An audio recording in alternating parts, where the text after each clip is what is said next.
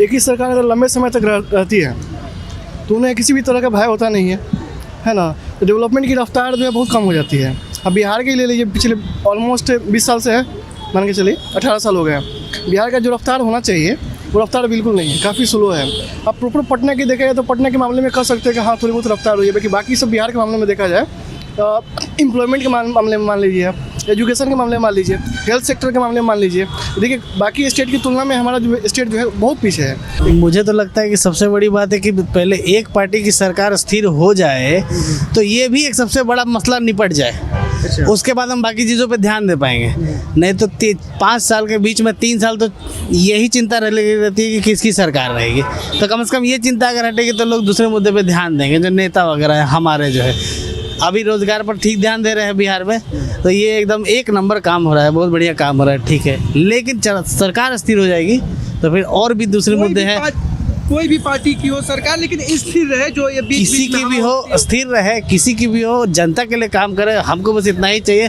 हमारे रिश्तेदार न लालू जी हैं न नीतीश जी हैं। नमस्कार, मैं हूं अंकित सिंह और आप देख रहे हैं किसान तक। और इन दिनों जिस तरह से बिहार में राजनीति गरमाई हुई है और ये जो हलचल है कहीं ना कहीं पिछले 1 दशकों से देखने को मिल रहा है कि बिहार में सत्ता का जो बदलाव हो रहा है, तमाम चीज़ें हो रही हैं, लेकिन इस बीच में विकास जो है बिहार का कितना अवरुद्ध हो रहा है, इसको लेके जो राजधानी के लोग हैं, पटना में जो रह रहे लोग हैं, उनका थोड़ा सा राय जानना ज़रूरी है कि ये जो राजनीति में उथल पुथल ये चीज़ें होती हैं उससे विकास में कितना बड़ा प्रहार होता है कहीं ना कहीं। उसी को लेकर हम पहुँचे हैं पटना के पंचमुखी मंदिर, काफ़ी चर्चित इलाका है और यहाँ चाय और साथ ही साथ प्रसाद का जो है, लोग हनुमान जी का प्रसाद चढ़ाते हैं, लेकिन चाय भी यहाँ का काफ़ी फेमस है। इस बीच में हमारे साथ कुछ लोग हैं। पिछले करीब माना जाए कि 8 से 10 सालों के दौरान राजनीति में बहुत कुछ बिहार में सत्ता बदलता, कभी दूसरे पार्टी से मिलके, इससे बिहार के विकास में कितना बड़ा अवरोध आप मान रहे हैं? बिहार के विकास में बहुत बड़ा अवरोध है। जैसे पार्टी इधर से उधर चेंज करना, कभी नीतीश जी को जेडीयू से आरजेडी में जाना और जेडीयू से भाजपा में आना, इससे बहुत बड़ा अवरोध पैदा होता है।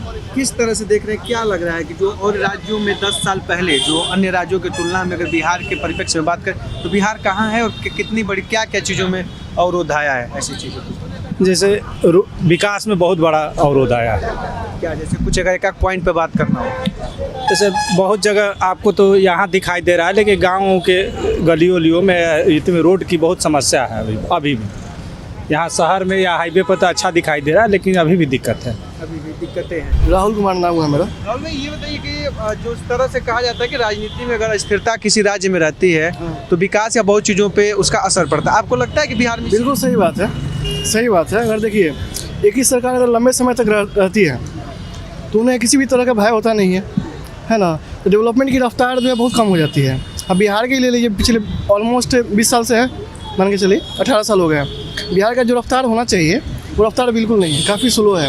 अब प्रॉपर पटना की देखा जाए तो पटना के मामले में कह सकते हैं कि हाँ थोड़ी बहुत रफ्तार हुई है, बाकी सब बिहार के मामले में देखा जाए, एम्प्लॉयमेंट के मामले में मान लीजिए, एजुकेशन के मामले में मान लीजिए, हेल्थ सेक्टर के मामले में मान लीजिए, देखिए बाकी स्टेट की तुलना में हमारा जो स्टेट जो है बहुत पीछे है।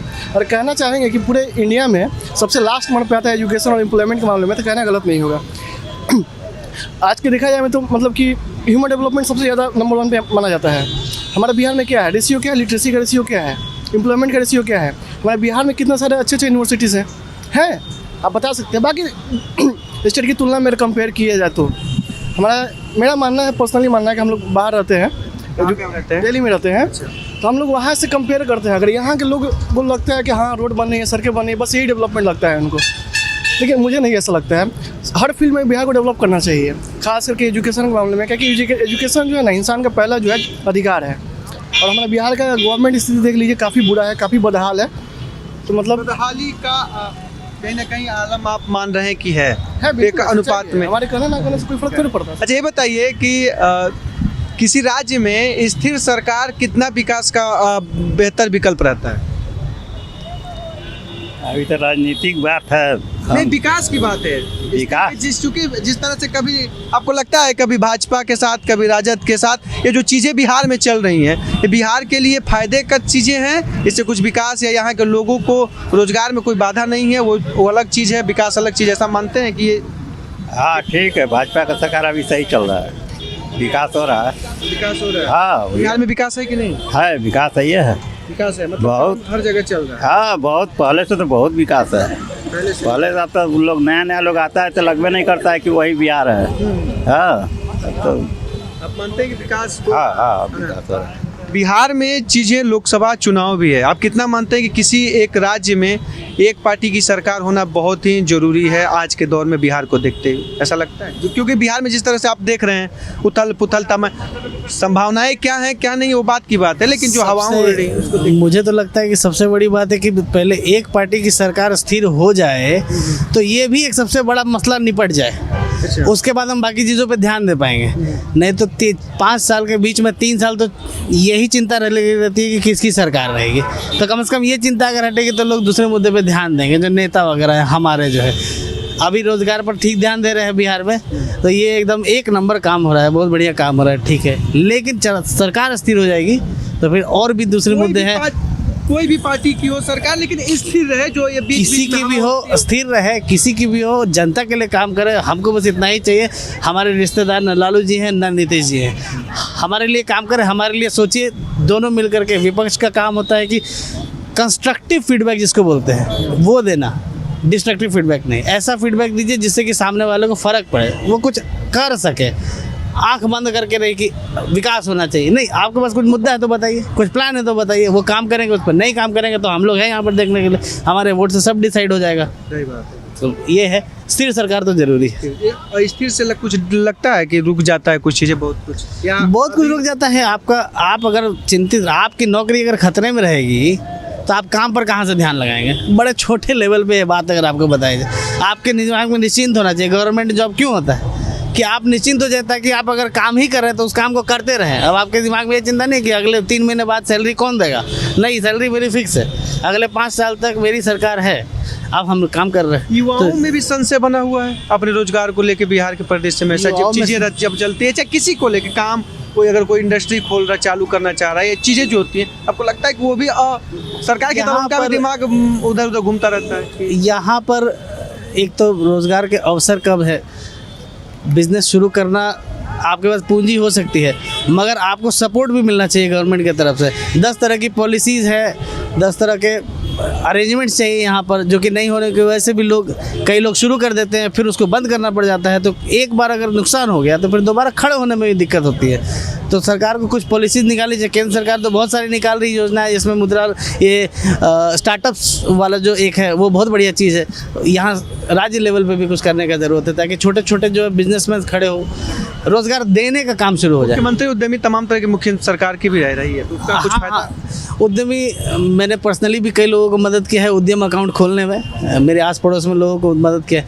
तो हैं लोग, खास करके मैं देख रहा हूँ उसमें महिलाओं का रुझान बहुत ज़्यादा है, महिलाएं बहुत आगे आ रही हैं, तो बहुत अच्छा लग रहा है वो है। तो और लोगों को प्रचार करने की ज़रूरत है। कि जो चीज़ें चल रही हैं, अगर थोड़ा सा स्थिर, किसी भी पार्टी की सरकार स्थिर रहेगी तो और चीज़ें बेहतर गति से भागेगी। मेरी दिली इच्छा है कि हमारे मुख्यमंत्री स्थिर हो जाए। अच्छा, आपकी दिली इच्छा है कि आपके मुख्यमंत्री स्थिर हो जाए, थोड़ा स्थिर है वो। चलिए तो ठीक है, वो तो लगातार वही है। Thank you. थैंक यू, आपका बहुत बहुत धन्यवाद। तो ये कहीं ना कहीं युवाओं और लोगों में है कि जो कुछ लोग मान रहे हैं कि स्थिर सरकार किसी राज्य के विकास का सबसे बड़ा माध्यम है, और कोई ये कह रहा है कि अस्थिर है, चीज़ें हैं फिर भी विकास हो रहा है, कोई दिक्कत नहीं है। तो ये है बिहार के राजधानी के जो पंचमुखी मंदिर इलाके में जो लोग हैं जो आ रहे थे, उनका अपना रुझान है। और भी लोगों से रुझान समझेंगे क्या है उनका इस विषय पे मांग, और अन्य मांगों को लेके भी हम लोगों के बीच पहुंचेंगे। तब तक ले दीजिए इजाजत, नमस्कार। अगर ये वीडियो आपको पसंद आया है तो इसे लाइक ज़रूर करें। अगर चैनल अभी तक सब्सक्राइब नहीं किया है तो कर लें, और नोटिफिकेशन पाने के लिए बेल आइकन भी दबा दें।